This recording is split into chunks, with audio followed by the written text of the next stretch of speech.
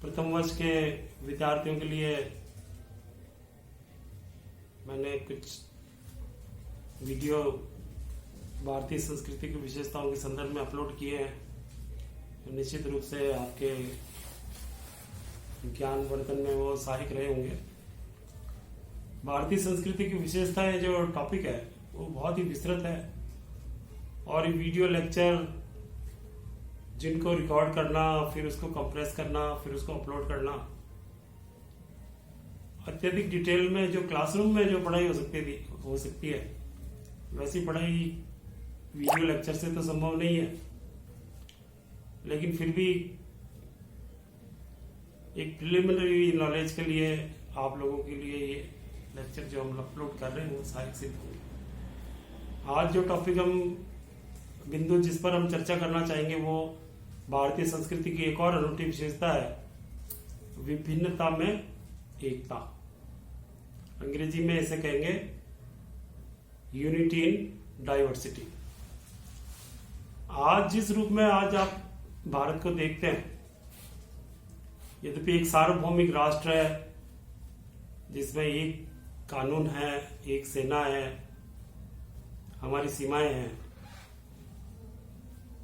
लेकिन आप देखेंगे कि जो भारत में रहने वाले लोग हैं वो विभिन्न विभिन्न राज्यों में, प्रांतों में बटे हुए हैं और यहाँ की विभिन्नताएं अनेक हैं। उदाहरण के लिए आप देखें कि भाषा की अनेकता। आप राजस्थान में रहते हैं, आप राजस्थानी भाषा बोलते हैं। मध्य प्रदेश में हिंदी, मालवी भाषा बोली जाती है। महाराष्ट्र में मराठी, आंध्रा में तेलुगु, कर्नाटका में कन्नड़, इसी तरह से मलयालम, आसाम में आसामी, बंगाल में बंगाली, पंजाब में पंजाबी, गुजरात में गुजराती और उत्तर कश्मीर में डोंगरी। कितनी भाषाएं भारत में बोली जाती है और इसमें से बहुत सी भाषाओं को तो भारतीय संविधान में मान्यता भी है। खुद भारत सरकार ने संविधान में उनको मान्यता दे रखी है कि हमारे यहाँ पर भाषाओं की विभिन्नता है और उन प्रांतों का गठन भी भाषाई आधार पर ही हुआ था। जहाँ पंजाबी बोली जाती है वहां पंजाब का गठन किया गया, जहाँ मराठी बोली जाती है वहां महाराष्ट्र का गठन किया गया। तो जो संघीय ढांचा है उसके अंदर जो प्रांत है उनमें जो भाषाई विभिन्नता है वो स्पष्ट रूप से झलकती है। यहाँ तक कि जब हम उत्तर भारत के लोग दक्षिण भारत में जाते हैं तो भाषाएं समझने में भी हमारे को दिक्कत आती है और दक्षिण भारतीय लोग केरल से, तमिलनाडु से जब उत्तर भारत की ओर आते हैं तो उनको हमारी हिंदी भाषा या पंजाबी भाषा समझने में उनको भी दिक्कत आती है। तो भाषाई विभिन्नताएं तो स्पष्ट रूप से दिखती है। ये विभिन्नता केवल भाषा तक ही सीमित नहीं है। आप देखेंगे कि विभिन्नताएं हर क्षेत्र में है। भाषाई विभिन्नताएं तो मैन मेड है कि मनुष्य ने ऐसी भाषाएं विकसित की जिनमें विभिन्नता है, अलग अलग दिखती है। लेकिन जो भूगोल में जो विभिन्नताएं दिखती है वो प्राकृतिक है, गॉड मेड है, ईश्वर के द्वारा यहाँ पर विभिन्नताएं क्रिएट की गई है। एग्जाम्पल के लिए आप देखें कि भारत में आसाम में कुछ स्थान ऐसे हैं जहां विश्व की सर्वाधिक बारिश होती है, वर्षा होती है। 100 इंच से भी अधिक बारिश आसाम के चेरापूंजी और कुछ इलाकों में होती है जो वर्ल्ड में सबसे हाईएस्ट है। और दूसरी तरफ राजस्थान में जैसलमेर, बाड़मेर का थार का मरुस्थल है जहां वार्षिक औसत बरसात का, बारिश का वो 6 इंच है। तो विभिन्नता कितनी हो गई? 92%, 94% डिफरेंस इन रेनफॉल आसाम में और थार रेगिस्तान जो बिल्कुल शुष्क है। इसी प्रकार से आप देखें कि हर थोड़े क्षेत्र में जलवायु बदल जाती है। अभी इन दिनों दिसंबर का महीना चल रहा है, उत्तर भारत में ठंड है लेकिन दक्षिण भारत में मौसम ठंडा नहीं है। और आप देखें कि जब ठंड पड़ती है तो राजस्थान के शुष्क इलाकों में, पंजाब में उत्तर प्रदेश और मध्य प्रदेश के मैदानी इलाकों में तापमान -1, 2, 3 डिग्री तक या +2, 3, 4 डिग्री तक, 5 डिग्री तक चला जाता है। अभी आप देख रहे हैं इसी महीने में दिसंबर में तापमान न्यूनतम स्तर पर चला जाएगा और गर्मियों में यही तापमान 48 और 50 डिग्री तक राजस्थान में चला जाता है। तो तापमान में भी विभिन्नता है। जहां उत्तर भारत में इस समय दिल्ली में टेम्परेचर कम है, आप बंबई का तापमान देखेंगे तो वो आपको 30-32 डिग्री तापमान मिलेगा। बहुत बड़ी विभिन्नता है। यदि आप प्लेन से दिल्ली से बंबई उतरते हैं तो एकदम अलग क्लाइमेट आपको नजर आएगी और इसी तरह से बंबई से दिल्ली आएंगे तो आपको अलग ही महसूस होगा। ऐसा लगता है जैसे हम एक देश से दूसरे देश में आ गए हैं। तो तापमान में भी बहुत विभिन्नता है। इसी प्रकार जो कृषि जिनसे जो पैदा हो रही है उसमें भी बहुत विभिन्नता है। कहीं पर शुष्क जलवायु है, सूखी और गर्म जलवायु है, तो वहां अलग तरह की फसलें हो रही है। राजस्थान जो बाजरे के लिए, जीरे के लिए प्रसिद्ध है। दक्षिण भारत मसालों की खेती के लिए प्रसिद्ध है। मध्य प्रदेश को गेहूं का कटोरा भी कहा जाता है और पंजाब जहां 5-5 नदियों और उनसे निकली हुई नहरों का अथाह पानी है। तो कुछ इलाके राजस्थान के ऐसे भी हैं जहां पीने को पानी भी मुहैया नहीं होता। राजस्थान क्यों, बल्कि भारत के बहुत से इलाकों में पीने का पानी भी उपलब्ध नहीं हो रहा। तो ये विभिन्नताएं हर क्षेत्र में, जलवायु में, भूमि में, कृषि जिन्सों में हमारे को स्पष्ट दिखती है। कहीं पानी की प्रचुरता है तो कहीं पानी की बिल्कुल उपलब्धता नहीं है। इसी प्रकार आप देखें कि 3 और भारत समुद्र से घिरा हुआ है, तो वहां के जो इलाके हैं उनकी अलग जलवायु है और जो हिमालयन क्षेत्र है और उसके हिमालय के तराई वाले क्षेत्र है वहां की अलग जलवायु है। और कृषि पैदावार में भी इस जलवायु का बड़ा अधिक रोल है। तो प्रकृति ने भी, कई पठार है, कई प्लेन मैदान है। मध्य प्रदेश का जो इलाका है, आप देखिए कि गंगा और यमुना के बीच का जो दोआब है, जिसको आजकल हम उत्तर प्रदेश कहते हैं, वो भारत में सबसे अधिक जनसंख्या घनत्व तो वहां है। प्रति किलोमीटर सबसे ज्यादा डेंसिटी ऑफ पॉपुलेशन वहां पर बसी हुई, क्योंकि वो बहुत अधिक उपजाऊ है। दूसरी तरफ भारत में लद्दाख का क्षेत्र है जो शुष्क रेगिस्तान है, ठंडा। वहां प्रति व्यक्ति जो औसत है जनसंख्या का वो 10 से भी कम है। जैसलमेर जो राजस्थान का थार है, वहां भी जनसंख्या घनत्व तो बहुत कम है। हालांकि इंदिरा गांधी नहर के आने से अब थोड़ी थोड़ी जनसंख्या वहां पर बढ़ रही है।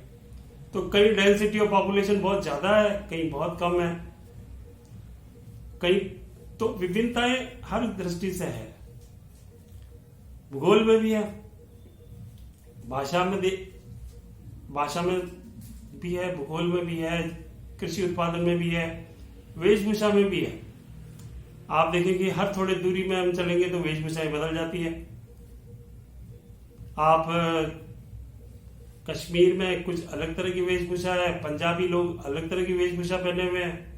पगड़ी बांधने का स्टाइल भी बदल जाता है। पगड़ी सभी जगह बांधी जा रही है। महाराष्ट्र में भी पगड़ी बांधी जा रही है, राजस्थान में उसको बांधने का अंदाज निराला है।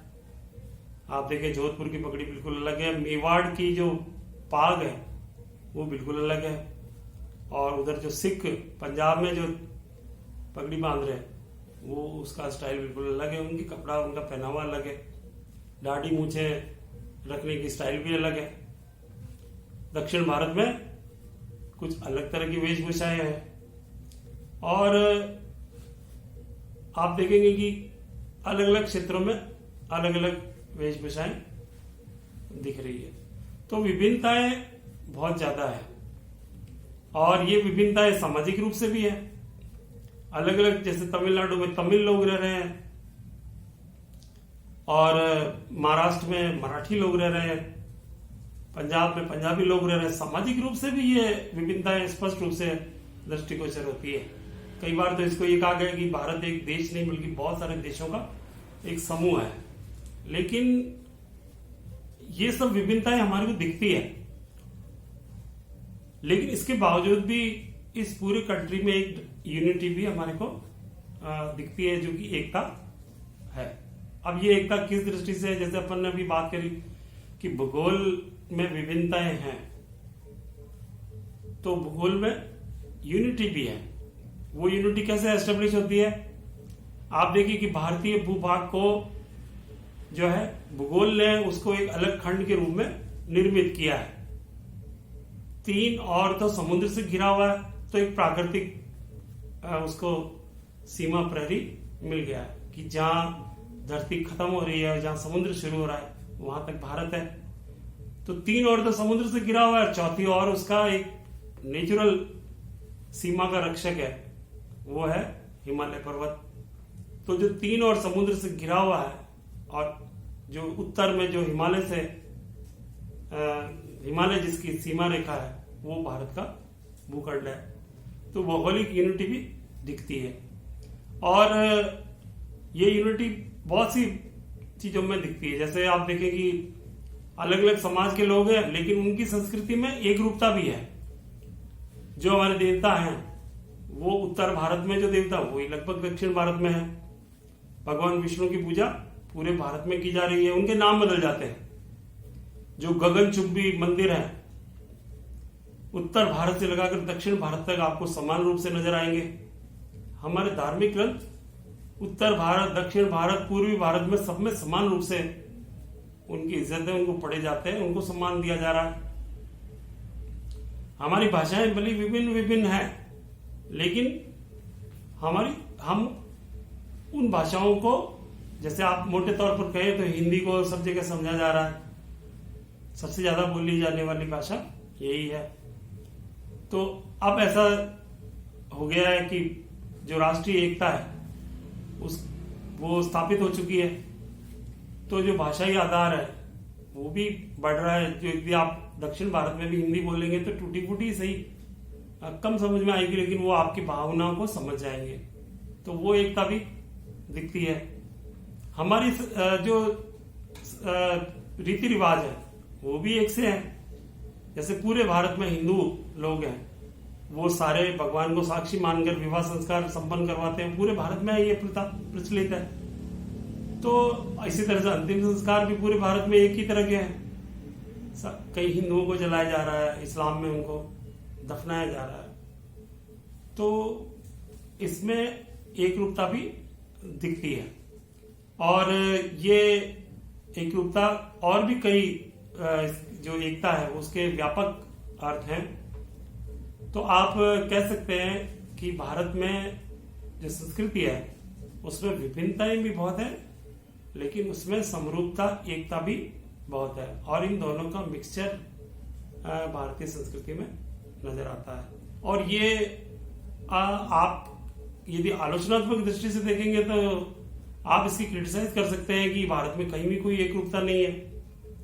सब लोग अलग अलग हैं, भाषाएं अलग हैं, संस्कृति, वेशभूषा, रहन सहन, रिवाज, सब कुछ उसमें भिन्नताएं दिखती है। तो आलोचनात्मक दृष्टि से आप क्रिटिसाइज भी कर सकते हैं, लेकिन यदि आप उसको पॉजिटिव वे में देखेंगे, सकारात्मक दृष्टि से देखेंगे, तो यही एक भारत की ताकत भी है कि हम इतनी विभिन्नताओं के होते हुए भी एक राष्ट्र के रूप में हम एक हैं। हमारे यहाँ जो रेलवे चल रहा है, उत्तर से दक्षिण भारत को, पूरब से पश्चिम भारत को एक करता है। हमारे यहाँ कानून पूरे भारत में एक से हैं, और पूरे भारत की रक्षा करने वाली सेनाएं एक ही हैं, अलग अलग नहीं है। तो इसमें समरूपता, एकता और धीरे धीरे सुदृढ़ हो रही है, और एक राष्ट्र के रूप में हम एक और मजबूत राष्ट्र के रूप में आगे बढ़ रहे हैं। ये हमारी संस्कृति की विशेषता है, जो दूसरे देशों में देखने को नहीं मिलती। ये एक बहुत ही महत्वपूर्ण गुण है भारतीय संस्कृति का। इसको आप पढ़ेंगे तो इसमें और भी कई सारे पहलू आपको नजर आएंगे।